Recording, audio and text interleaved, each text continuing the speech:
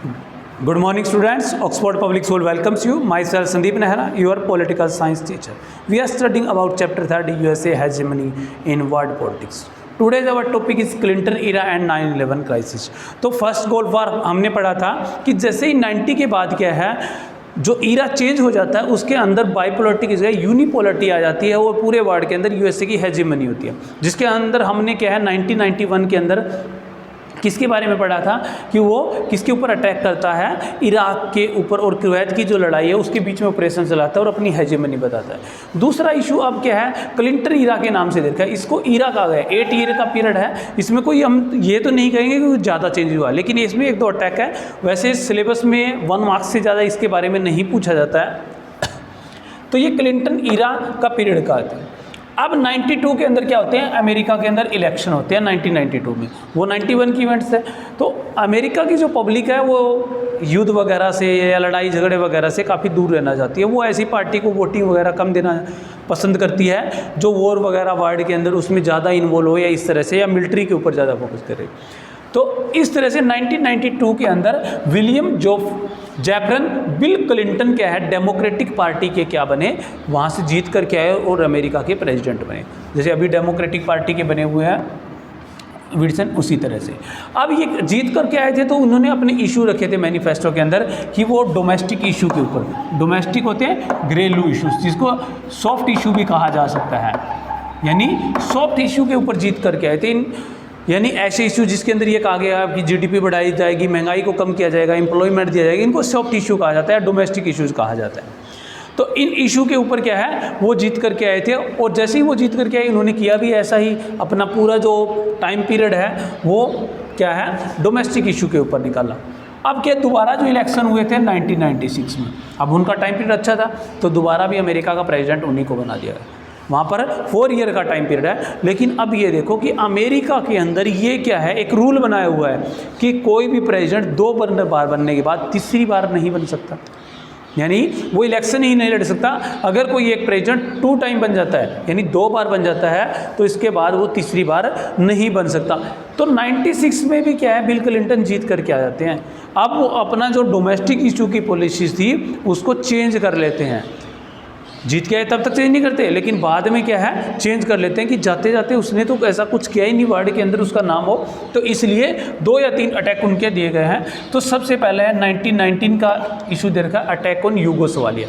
अब आपने यूगोस्लाविया का नाम सुना होगा, जैसे यूएसएसआर का डिसइंटीग्रेशन होता है उसमें एक कंट्री यूगोस्लाविया भी था जो अलग होता है यूएसएसआर से, यानी जो 15 कंट्री बनते हैं उनमें से यूगोस्लाविया भी एक था। और ये यूगोस्लाविया क्या है, ये यूगोस्लाविया अब क्या है 60 टुकड़ों में, आज के टाइम की अगर हम बात करें तो 7 पार्ट बन चुके हैं, 60 टुकड़ों में बन चुका है।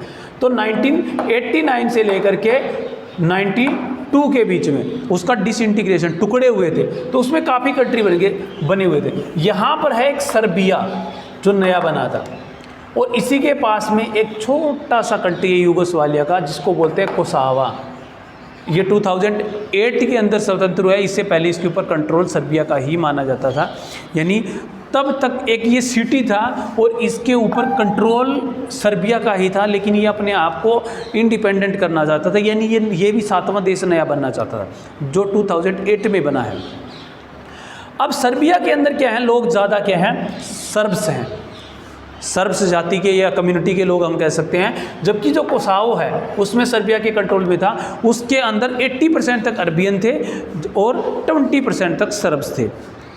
अब सर्ब लोगों का यहाँ पर पूरे के ऊपर, यहाँ पर सर्बिया के अंदर ज़्यादातर सर्ब है, तो इन्होंने सर्ब वगैरह कम्युनिटी को ज़्यादा राइट्स वगैरह दे दिए और अरबियन लोगों को मारना वगैरह शुरू कर दिया था कोसावो के अंदर 20% होते हुए भी, जबकि कोसावो में 80% तक अरबियन लोग रहते थे। क्यों? क्योंकि पूरा कंट्रोल किसका था, सर्बिया का था। तो इसी को लेकर के किसने, अमेरिका ने अपनी एंट्री की और कोसावो के लिए अपना क्या स्ट्रगल करवाया, और ये कह सकते हैं कि यहाँ पर मिलिट्री भेजी और 2008 में कोसावो स्वतंत्र हो। जबकि हम ये कह सकते हैं कि यूगोस्लाविया के मामले में या सर्बिया के मामले में या कोसावो के मामले में अमेरिका को कोई लेना देना नहीं था, सिर्फ और सिर्फ किस लिए, अपनी हेजेमनी के लिए अमेरिका ने ऐसा किया था ताकि वो भी इन एरिया पे कंट्रोल कर सके। दूसरा एग्जाम्पल दे रखा है 1998 का, नैरोबी केनिया के अंदर और दार सलाम ये तंजानिया के अंदर। यहाँ पर क्या है, मिलिट्री स्टैंड, मतलब एक तरह के मिलिट्री के अड्डे बनाए हुए हैं। किसने? अमेरिका ने। तो उनके ऊपर अल-कायदा ने अटैक कर दिया। अभी अल-कायदा एक टेररिज्म ऑर्गेनाइजेशन है, जिसके बारे में क्या है, हम मिडिल जो क्राइसिस आएगा अफ़गानिस्तान का, उसमें हमें पता चलेगा कि अल-कायदा कैसे बना था और क्या चीज़ है। तो ये एक टेररिज्म ऑर्गेनाइजेशन है, इसने इनके ऊपर क्या है, अटैक कर दिया, दार एस-सलाम के ऊपर और नैरोबी के ऊपर। अब इन दोनों के ऊपर जब अटैक किया गया, ये क्या थे, वहाँ पर की मिलिट्री वगैरह, अमेरिका की वहाँ पर मिलिट्री रहती थी, तो इसलिए जैसे ये किया गया तो 1998 के अंदर उस समय क्या है, क्लिंटन ने एक ऑपरेशन चलाया जिसको बोलते हैं ऑपरेशन इनफाइनाइट रेंज। 1 मार्क्स में ज़्यादातर अब तक यही पूछा गया है, या ये पूछा गया कि बिल क्लिंटन के इशू कौन से थे, डोमेस्टिक या सॉफ्ट इशू थे। तो ये ऑपरेशन इनफाइनाइट रीच क्या है, चलाया गया, जिसके अंदर उसने अल-कायदा को ख़त्म करने के लिए सूडान और अफ़गानिस्तान, इन कंट्री के ऊपर अटैक किए, बिना किसी पूछे, बिना किसी सबूत के, अपनी हेजेमनी बताने के लिए अफ़गानिस्तान के ऊपर और सूडान के ऊपर। पाकिस्तान के अंदर अभी कुछ समय पहले ही जैसे लादेन को पकड़ा गया और उनको मारा गया, ये भी इसी ऑपरेशन का एक पार्ट था, जिसमें ऑपरेशन का नाम बदल दिया गया था बस बाद में।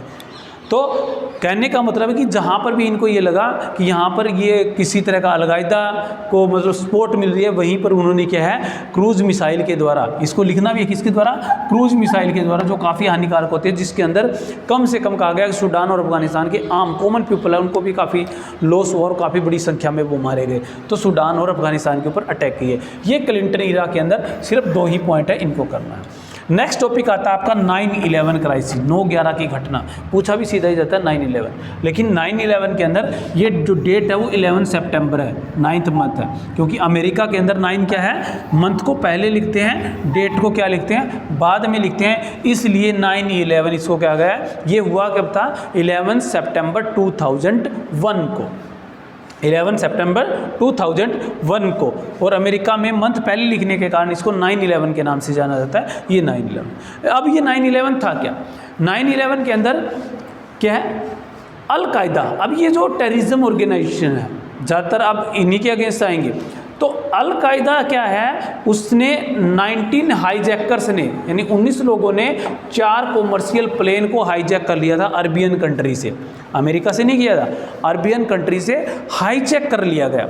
लेकिन उन्होंने हाईजैक कॉमर्शियल प्लेन, मतलब इसमें जो दूसरे लोग वगैरह नहीं थे, कॉमर्शियल प्लेन थे ये, तो इन कॉमर्शियल प्लेन को हाईजैक कर लिया गया। लेकिन हाईजैक करके अरबियन कंट्री को थोड़ी नुकसान पहुंचाना, वो कहाँ जाने थे, अमेरिका की तरफ वो उनको लेकर के, उन हाईजैक कर करके, और हाईजैक करके उन्होंने क्या करना था, अमेरिका के तीनों पॉलिटिकल, मिलिट्री और इकोनॉमिक तीनों हब को क्या करना था, नुकसान पहुंचाना था। यानी वर्ल्ड के अंदर ये दिखाना था कि अल-कायदा इतना वीक नहीं है कि वो अमेरिका को नुकसान नहीं पहुंचा सके, इसलिए इकोनॉमिक, मिलिट्री और पॉलिटिकल तीनों हब को क्या है, उन्होंने टारगेट किया। अब 2 प्लेन जो है वो वर्ल्ड ट्रेड सेंटर, अमेरिका के अंदर क्या है, वर्ल्ड ट्रेड सेंटर है, जो काफ़ी फेमस भी है।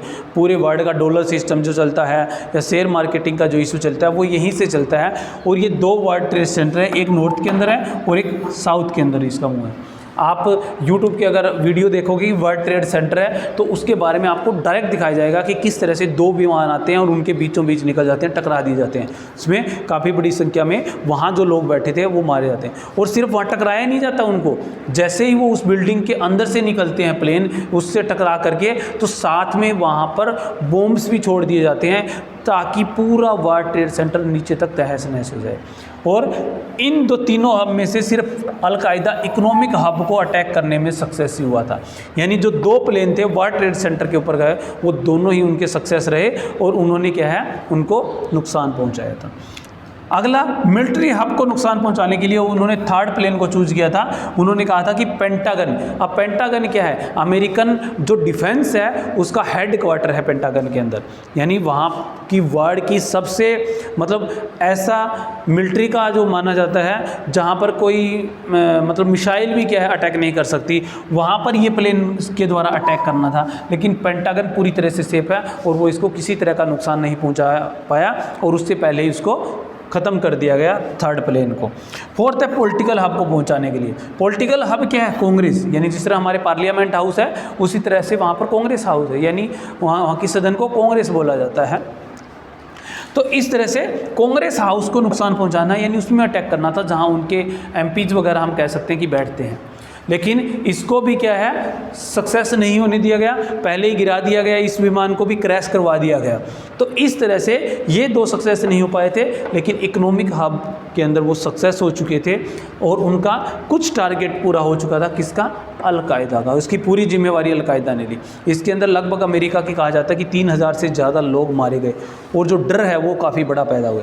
इससे पहले अमेरिका के अंदर इस तरह की घटना काफ़ी लंबे समय से नहीं हुई। एग्जाम्पल दिया गया कि 1814 में जब अमेरिका एक कॉलोनी होता था ब्रिटेन की, तो ब्रिटेन ने वॉशिंगटन डीसी के अंदर के आग लगाई थी, उस बर्निंग के अंदर इतने लोग जले थे। या उन्होंने उस टाइम दूसरा एग्जाम्पल दिया है कि 1941 के अंदर जब सेकेंड वर्ल्ड वॉर चल रहा था तो जापान ने पर्ल हार्बर के ऊपर अटैक किया था, जिसके अंदर भी काफ़ी बड़ी संख्या के अंदर लोग मारे गए।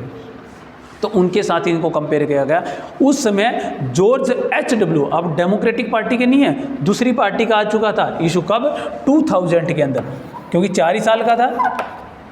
92 में इलेक्शन हुए थे, 96 में इलेक्शन हुए थे। अब 2000 में जब इलेक्शन हुए थे डेमोक्रेटिक पार्टी नहीं जीती, दूसरी पार्टी, और जॉर्ज H.W. बुश के ही बेटे जॉर्ज W. बुश क्या है वहाँ के प्रेसिडेंट बने हुए थे। इनके इशू सॉफ्ट नहीं थे, ये हार्ड इशू से बिलोंग करते थे, दूसरे कंट्री पे अटैक करना और करना। तो इसलिए उन्होंने अलकायदा के लिए वर्ल्ड यानी पूरे टेररिज्म के अगेंस्ट एक वर्ल्ड वॉर छेड़ दिया कि जहाँ भी टेररिज्म दिखाई देगा उसको ख़त्म कर दिया जाएगा। इसके लिए उन्होंने ऑपरेशन चलाया, operation enduring freedom. Operation enduring freedom यानी पूरे वर्ल्ड में जहाँ भी टेररिज्म दिए वहीं अटैक किया, उनको पकड़ा, यानी जिनके ऊपर उनको थोड़ा सा भी शक होता था उनको पकड़ते। और गुटेन नाम की बे यानी खाड़ी के अंदर उनका एक हेडक्वार्टर की तरह यानी मिलिट्री का बनाया हुआ नेवी का सेंटर है अमेरिका की, जो क्यूबा के पास पड़ता है। यानी यूएसए के अंदर क्यूबा के पास एक बे है, उस बे के ऊपर है जो एक सीक्रेट प्रिजन भी कही जाती है, एक ऐसी जेल जिसके अंदर यूएनओ या ह्यूमन राइट्स वालों को भी जाने की इजाज़त पूरे वर्ल्ड के अंदर नहीं है। वहाँ उनको ले जाया गया और उन लोगों के बारे में कभी कुछ पता नहीं चला कि वो कहाँ गए, कैसे गए। कहने का मतलब है कि उन्होंने पूरे वर्ल्ड से जहाँ भी टेररिज्म ये लगा कि जो अमेरिका को नुकसान पहुँचाने वाला है, उन लोगों को अरेस्ट कर लिया गया या वहाँ पर मिसाइल्स के द्वारा अटैक करके उनको मार दिया गया।